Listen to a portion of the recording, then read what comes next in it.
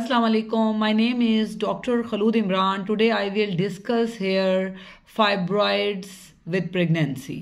आज मैं यहाँ पे एक बहुत ही इम्पॉर्टेंट टॉपिक डिस्कस करूँगी कि वो ख़वातीन जिनकी बच्चेदानी में रसोलियाँ फाइब्रॉइड्स हों और उनको साथ में हमल ठहर जाए तो वो काफ़ी परेशान होती हैं कि डॉक्टर साहबा क्या इस रसोली की वजह से हमारे बच्चे को कोई नुकसान तो नहीं होगा या हमें कोई नुकसान तो नहीं होगा। तो मैं यहाँ पे आज आपको बताऊंगी कि रसोलियों का हमल पर या बच्चे पर क्या असर हो सकता है। सबसे पहले आपको ये पता होना चाहिए, मैं थोड़ा सा आपको बताती चलूँ कि जो बच्चेदानी है उसके अंदर 3 अहम इकसाम हैं रसोलियों की।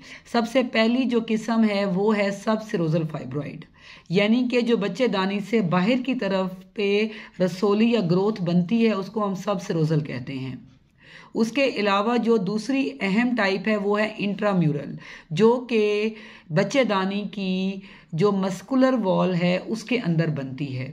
तीसरी जो किस्म है वो है सब म्यूकोजल, जो कि इंट्रा कैविटरी होती है, यानी कि यूट्राइन कैविटी यूट्रस के सेंटर में जो बनती हैं उन्हें हम सब म्यूकोजल कहते हैं।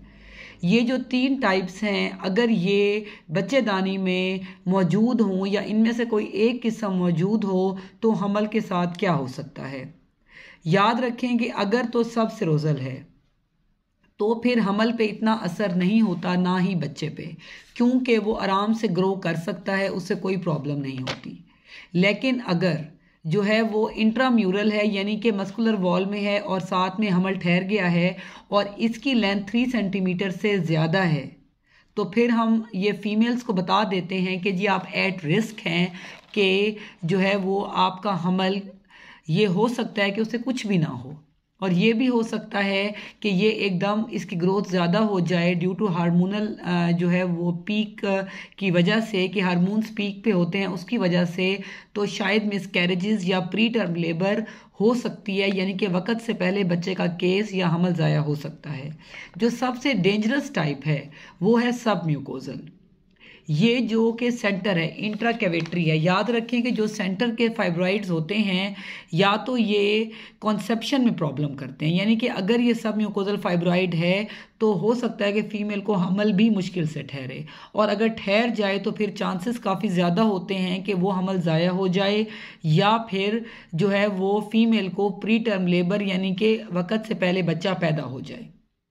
इसलिए बार बार जो है मैंने बहुत से सेशंस में आज फिर कहती चलूँ कि जब भी फीमेल को प्रेगनेंसी होती है तो प्लीज़ आपने घर नहीं बैठना, अपना स्कैन करवाना है, ताकि अगर कोई फाइब्रॉइड है तो हम ये नहीं कहते कि जी फाइब्रॉइड है, सब म्यूकोजल है, इंट्राम्यूरल है, कोई भी है तो आप उसको ज़ाया कर दें। नहीं, हम उसको मॉनिटर करते हैं, उसको हम फॉलो अप करते हैं मंथली बेसिस पे और देखते हैं कि जो रसोली है उसकी क्या ग्रोथ जा रही है और बच्चे की क्या जा रही है। इवन कि अगर बाज़ रसोलियाँ 10 सेंटीमीटर तक भी पहुंच जाती हैं लेकिन वो बच्चे की ग्रोथ को अफेक्ट नहीं करती तो उसको हम लेके चलते रहते हैं, तो उसमें बच्चे की ग्रोथ पर भी अफेक्ट नहीं होता और फाइब्रॉइड भी साइड पे होता है। फिर हम एट टाइम ऑफ सिजेरियन या आफ्टर डिलीवरी जो है हम उसका फिर हम जो है वो डिस्कस करते हैं कि उसका फेट क्या होना चाहिए। लेकिन बाज़ोकात फाइब्रॉइड की ऐसी लोकेशन होती है, जैसे कि मैंने सब म्यूकोजल आपको बताया, तो उसमें बाज़ोकात या तो बच्चे जो हैं अबॉर्ट हो जाते हैं और अगर नहीं होते तो प्री टर्म लेबर में चले जाते हैं या हमें उनका सिजेरियन प्लान करना पड़ता है।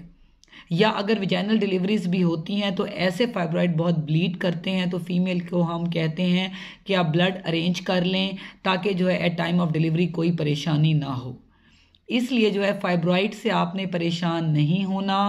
आपको जब भी फाइब्रॉइड है साथ हमल है तो आप अपने गायनेकोलॉजिस्ट के पास बुक करवाएं अपना केस, और जैसे जैसे वो आपको मंथली बुलाती रहें, और लास्ट मंथ में जो है वो आपको हर 15 डेज़ के बाद या वीकली भी बुला सकती हैं ताकि वो फेट ऑफ डिलीवरी को डिस्कस कर सकें आपके साथ, ताकि माँ और बच्चा दोनों सेहतमंद रहें।